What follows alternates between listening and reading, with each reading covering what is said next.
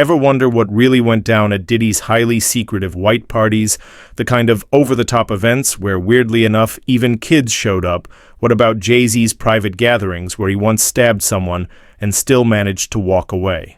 Without catching a charge, these are just some of the wild stories hiding behind some of the rap game's most exclusive parties. These gatherings are places where deals get locked and alliances take shape, and the kind of stuff you wouldn't believe goes down.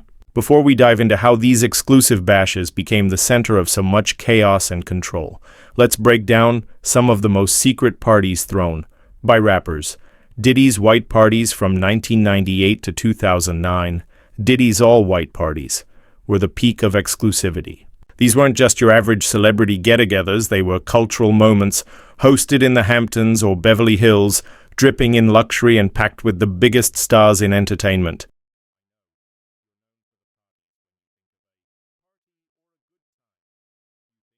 Jay-Z, Beyoncé, Mariah Carey, Paris Hilton, if your name carried weight, you were there.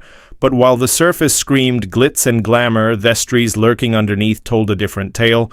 These parties had one major rule: no cameras, no media, whatever went down stayed behind those mansion doors, and that secrecy wasn't just about protecting celebrity privacy. It created a mystique that made the parties even more desirable inside. The A-listers mingled, networked, and let loose in ways they never could with prying eyes around. But the real story was in the after-parties, where the glitch turned into something far darker. Those who stayed for the after-parties weren't getting the Polish version of Diddy's events anymore. Allegations suggest these late-night sessions took a hard turn, pushing boundaries that left some guests questioning what they had walked into. The FBI's current investigation into these parties has people wondering if the tight secrecy was less about privacy and more about covering up activities Noon wanted in the spotlight. Diddy's all-white parties were a masterclass in control. Every detail was locked down, from the vibe in the room to the double-secured doors. But now, years later, those layers of secrecy have become suspect.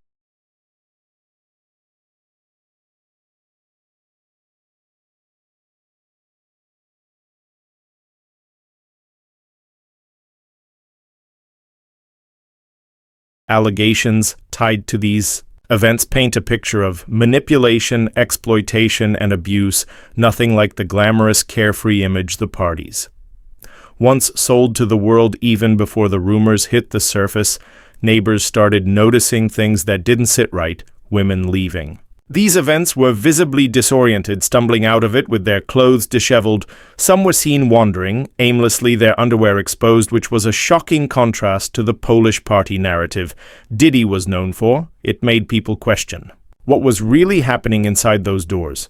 And then there were the claims about the drinks. Witnesses and survivors have alleged that the beverages weren't just spiked with alcohol, they were laced with drugs like Cine, GHB, ecstasy, and cocaine. These aren't just party drugs, they're substances that strip away someone's ability to consent, leaving them vulnerable. For all those in London that don't know what happens to the white man when he comes to a P. Diddy party, this is what happens to the white man. The allegations suggest this wasn't accidental, it was intentional, creating an environment where exploitation thrived unchecked and thrive.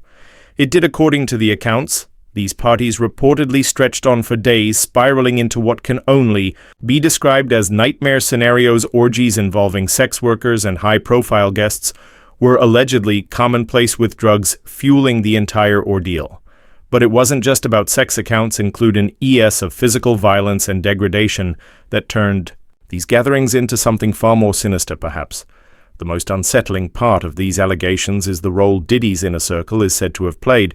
These weren't just friends or colleagues and joined the party they were allegedly part of. A system designed to exploit. Women were reportedly trapped, mistreated, and filmed. Even more disturbing, the footage wasn't kept private. Claim suggest it was sold, turning those horrifying moments into profit. It's calculated, it's cruel, and it paints a picture that's hard to process. These weren't the kind of parties you just stumbled into. They were locked down, secretive, and tightly controlled. Phones were confiscated at the door, cutting off any chance of evidence escaping the venue. The no phones policy wasn't just about protecting celebrity images. It seemed like it was there to hide the darker truths of what was really happening. One story that stands out comes from Thalia Graves, who filed a lawsuit in 2024. Graves said that back in 2001, Diddy and his bodyguard, Joseph Big Joe Sherman, lured her to a party. Invite came under the pretense of discussing her boyfriend's performance at Bad Boy Records. But once, their things allegedly took a horrifying turn. Graves claimed she was drugged and later woke up bound, her hands tied behind her back with what felt like plastic bags. She tried to fight back, but was slammed headfirst into a table. The next thing she remembers is waking up, alone on a couch in pain, bruised and unable to piece together everything that had happened. What makes Graves' account even more disturbing is what she learned. Years later, her boyfriend at the time revealed that Diddy and Sherman had filmed the entire thing. According to her lawsuit, this wasn't just a video passed around the inner circle, it was reportedly sold as pornographic material. Graves says this wasn't a one-off incident, but part of a larger pattern where Diddy and his crew would record and profit off non-consensual acts. Her allegations line up with several other lawsuits, detailing eerily similar stories. One woman reported being drugged at a party only to wake up bruised, disoriented, and with no memory of what had happened. In another lawsuit, Crystal McKenney shared how she was drugged at a 2003 event and later coerced into sexual acts. Like Avsmakin alleged that Diddy filmed her and distributed the footage without her consent. April Lamprose, another accuser, said Diddy recorded her back in 1997 and later showed the tape to others as a way to humiliate and assert control over her.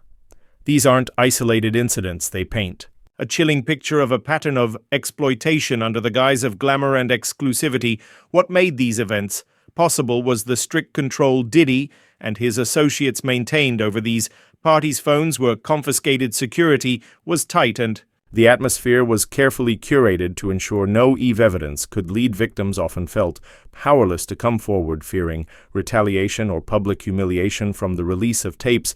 In her November 2023 lawsuit, Cassie Ventura shared stories about these secretive gatherings. She alleged that she was coerced into sexual acts during these events, where powerful people used the party atmosphere as a smokescreen for abuse. In her September 2024 lawsuit, singer Dawn Richard revealed that she was both a victim and a witness at Diddy's parties. She described being emotionally and physically mistreated and witnessing similar treatment of others.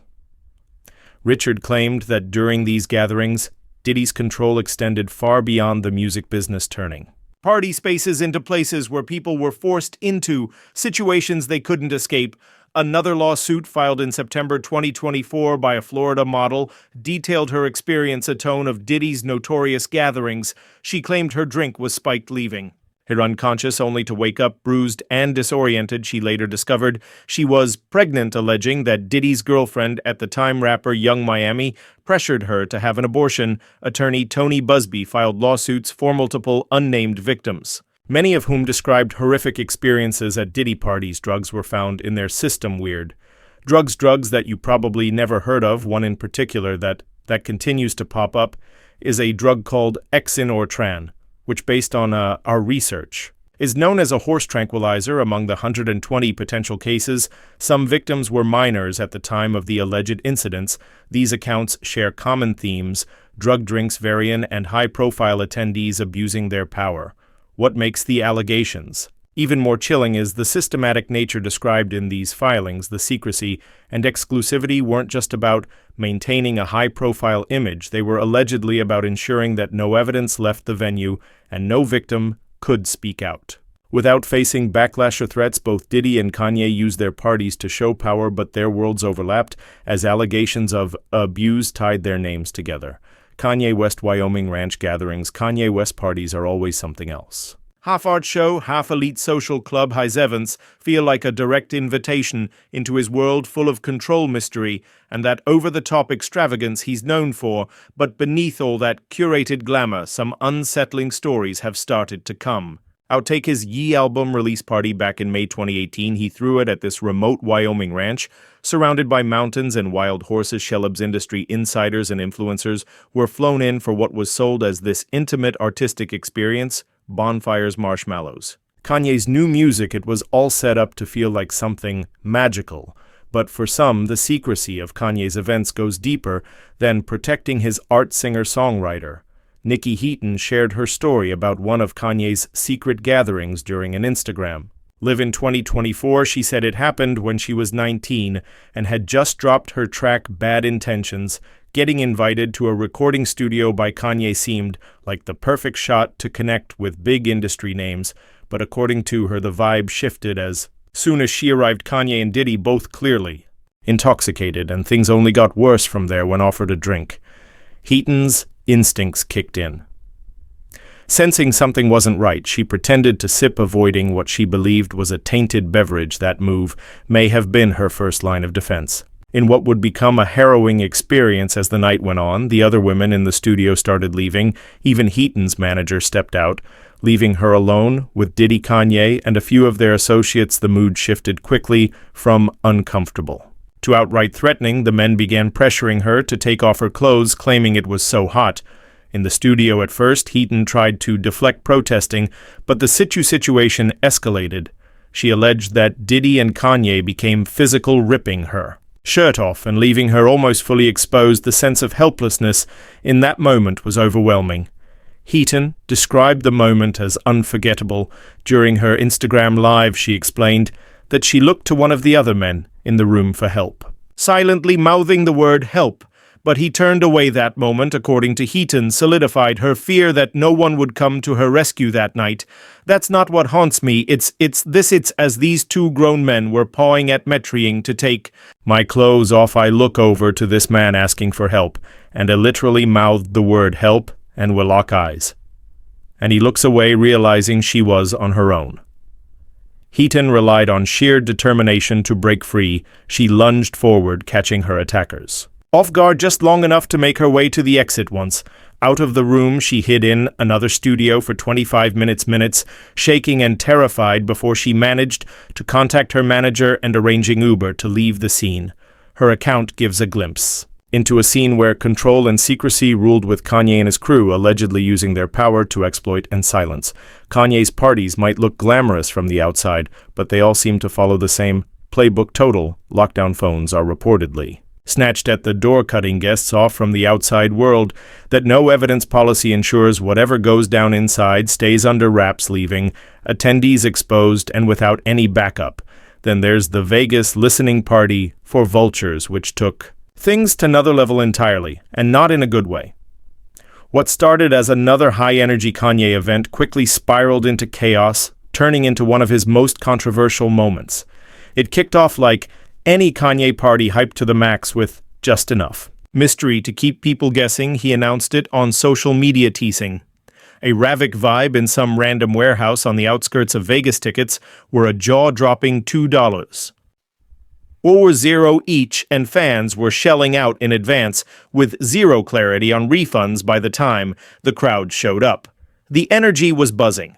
It was Kanye, after all. You never knew what was coming. And then it came.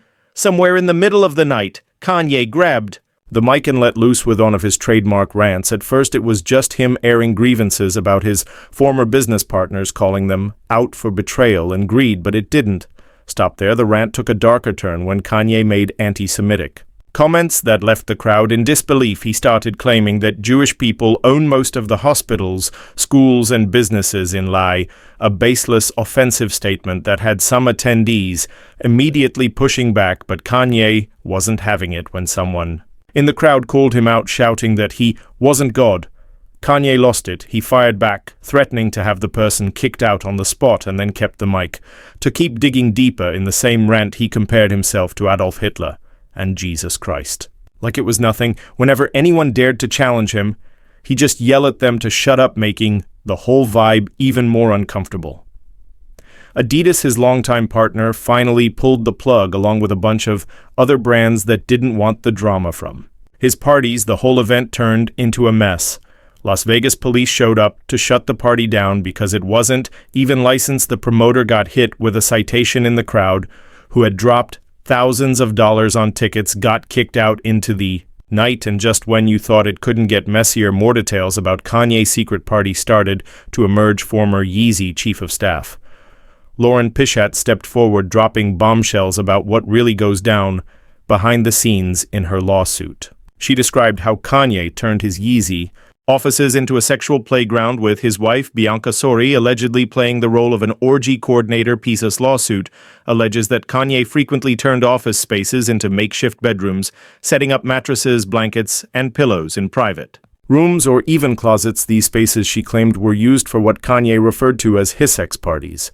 The allegations go further, stating that Bianca Sori, far from being just a bystander, was actively involved in coordinating these events, allegedly serving as an untold participant and orchestrator of Kanye's so-called fantasies.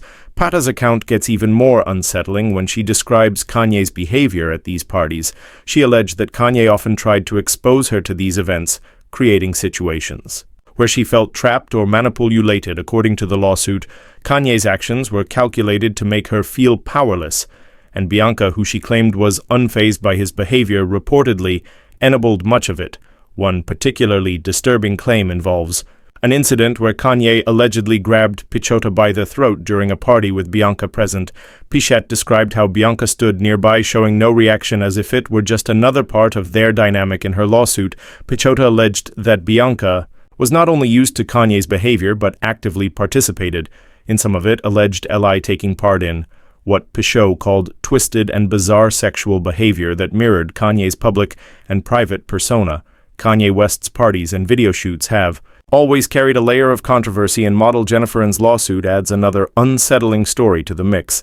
She alleges that Kanye mistreated her during the 2010 shoot for Laro, In for the Kill video. According to And Things Went Off the Rails Quickly. Kanye, surrounded by his team and his then-girlfriend Victoria's Secret model, Celita Ebanks, allegedly set a tone of unchecked behavior. It started with Kanye casually dismissing her as the Asian girl, a comment she says felt dehumanizing and racist, but it didn't stop there in the middle of filming, and says Kanye declared that it was art and that he was like Picasso before choking her in front of his team. She alleges that he then rammed his fingers into her mouth, forcing her to gag repeatedly, simulating an act of forced oral. All of this, she claims, happened while cameras rolled with his team standing by and doing nothing to stop it. Even more chilling was the presence of Ebanks, who, and says, saw what was happening but turned away instead of stepping. In that lack of intervention from both Ebanks and Kanye's team left in feeling powerless and alone, the lawsuit doesn't just target Kanye. It also calls out Universal Music Group for failing to oversee or address the situation. While Kanye is known to stir controversy, Drake has kept things relatively quiet in his OVO fortress, surrounded by his own private security detail. Drake's OVO mansion parties, Drake's sprawling Toronto mansion, known as the Embassy, is at the center of countless local horror stories about what allegedly goes down behind those high-security gates. Neighbors and locals have whispered about the dark side of Drake's lavish parties, painting a picture that's far from the glamorous after parties we see on Instagram. Instead, the story suggests a scene that's more Bad Boy Records' office party chaos than just another night of champagne toast and hit records on repeat. Living just a few blocks away from the Embassy means you get a front-row seat to the constant buzz surrounding the property. Drake's OVO team is always on the move, rolling deep in convoys with high-profile security patrolling. Theoria, the sheer scale of the operation feels less like a celebrity keeping a low profile and more like a fortress protecting its secrets. Neighbors claim it's not just about keeping fans at bay, it's about controlling what happens inside and keeping those stories from ever reaching the public. Rumors of wild parties have swirled for years. These aren't your average A-list gatherings with a DJ and hors d'oeuvres. The word on The Street is that some guests leave with more regrets than memories, and those who've tried to speak out reportedly find themselves facing threats or extortion from Drake's team. Victims of alleged misconduct at these parties have claimed they've been pressured into silence, with OVO's influence looming large over any attempts to seek justice. The mansion itself has become a sort of ominous landmark in Toronto. Locals say the sheer presence of Drake's security team gives the area an eerie vibe. You might see black SUVs cruising the streets near the Embassy, and it's not unusual to spot OYO merch being worn like a badge of honor by fans who treat Drake like hip-hop royalty. The mansion has a reputation. Some admire it as the ultimate flex, while others see it as a fortress is hiding darker truths. One of the most unsettling accounts comes from Bennett Sipes, who filed a lawsuit against Drake claiming he was mistreated at one of Drake's parties. Sipes, a former contestant on Love Island, alleges that his experience at a Drake-hosted event was anything but idyllic. He accuses Theraper, alongside NFL star Odell Beckham Jr. and others, of orchestrating a situation that left him physically and emotionally scarred. CIP's story began in March 2018 at a Hollywood nightclub, Lady Delilah, during what was supposed to be an exclusive after-party. According to Sipes, the night took a dark turn when he tried to access Drake and Beckham's VIP section, but was denied entry. He claims the rejection quickly escalated into an altercation, with tensions flaring between him and members of Drake's entourage. Sipes alleges that as he attempted to leave the venue after the confrontation, he was ambushed in an adjacent alley. The lawsuit details a violent attack, with Sipes claiming he was beaten so severely by Eunice Benjamin, a friend of Drake and Beckham and others in their circle, that he suffered traumatic brain injury along with injuries to his back, neck, and shoulders. Sipes assert that both Drake and Beckham stood nearby watching the entire thing unfold without intervening. According to the complaint, Drake even made a throat-slash gesture before the altercation began, adding an ominous layer to the events of the evening. Footage from the incident captured on security cameras been at the center of the case, while Drake's legal team maintains that Theraper had no physical involvement and was merely a bystander. Sipes argues that Drake's presence and alleged gestures incited the attack. In his lawsuit, Sipes seeks $250,000 in damages, citing pain and suffering, medical bills, lost future earnings, and emotional distress. The incident has sparked conversations about what really goes on behind the velvet ropes at these exclusive gatherings, Drake's mansion, and the high-profile parties he throws have always been shrouded in mystery, offering an allure of exclusivity that keeps the public fascinated. But Sipes' allegations paint a starkly different picture, one of unchecked power dynamics and a culture of impunity among the rich and famous. While Drake's team continues to deny the accusations, the case serves as a reminder that not everything about the glamorous world of celebrity party is as pristine as it seems. Drake's name has been tied to countless headlines over the years, but one of the more controversial stories revolves around his settlement with Laquana Morris, also known as Lay Lace. In 2017, Morris accused Drake of misconduct and later claimed he'd impregnated her at an after-party following his Manchester concert. The fallout from those allegations saw Drake shelling out a reported $350,000 in a settlement. What began as an encounter between the rapper and the aspiring model turned into a legal battle months later. Morris alleged that after spending time together, Drake forced himself on her and impregnated her. These claims surfaced publicly when she went on a media spree, painting Theraper in a damning light. In court documents, Drake admitted to having consensual sex with Morris that night, but denied any allegations of wrongdoing. Things escalated when Morris reportedly booked a flight to see Drake after their encounter, only to cancel it when he didn't respond. According to Drake's lawsuit, her frustration over the lack of communication seemed to fuel her accusations, which he alleged were part of a plot to extract money from him. Morris later claimed Drake had impregnated her, but the situation took an even stranger turn when, according to Drake's team, she refused to take a paternity test. The Manchester police were eventually involved, and Drake was cleared of any wrongdoing. But the damage to his reputation had already been done. Morris didn't stop there. She took her accusations further, leading Drake to file his own countersuit against her for civil extortion, fraud, emotional distress, defamation, and abuse of process.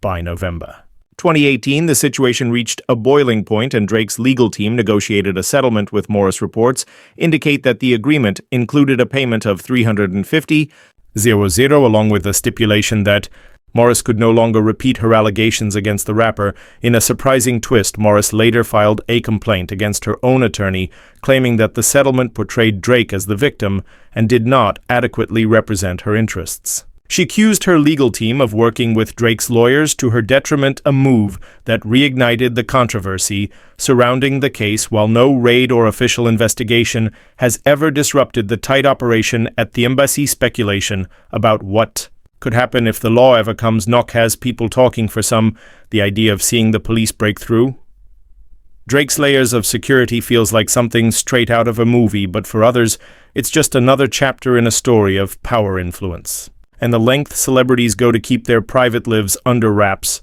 Drake's neighbors aren't the only ones with stories to tell, whether you're walking past the embassy or scrolling through social media. The divide is clear. There's the public persona of Drake, the global superstar, and then there's the shadowy whispers of what happens when the cameras are off and the gates close. But Jay-Z's Gold Party took Hollywood's secret parties to another level as the rapper collaborated with his wife to cover up the shocking things going down Jay-Z's Gold Post Oscars parties. Jay-Z and Beyoncé's annual Gold Party isn't just a party, it's a flex-forget Vanity Fair. Or any other Oscars after party. If you're not at the Gold Party, you're not in the right room. Hosted in low-key but luxe spots like the Chateau Marmont parking lot, this event draws the biggest names in the game. Rihanna, Adele, Drake, Leonardo DiCaprio. The guest list alone is its own bragging rights, but as locked down as this event is some wild stories have started leaking out, and they're not exactly flattering. The Carters are pros at keeping things airtight, phones confiscated at the door, NDAs mandatory, paparazzi. Don't even bother, nobody's catching. Beyoncé slipping in or out even, guests like Tiffany. Haddish, who's known for spilling tea, have learned to keep their mouths shut if they ever want to. See another invite, the party vibes air, always on point. Custom cocktails, pool tables, and surprise performances by and Jay themselves. On the surface, it's all fun champagne and IS glam, but dig a little deeper, and the whispers start to get louder over the years. Accounts of power trips, intimidation, and straight-up, unsettling behavior have trickled out. The kind of stories that make you wonder, what really goes on once the music stops and the IG-worthy moments fade. Some guests leave the party with more than just a hangover.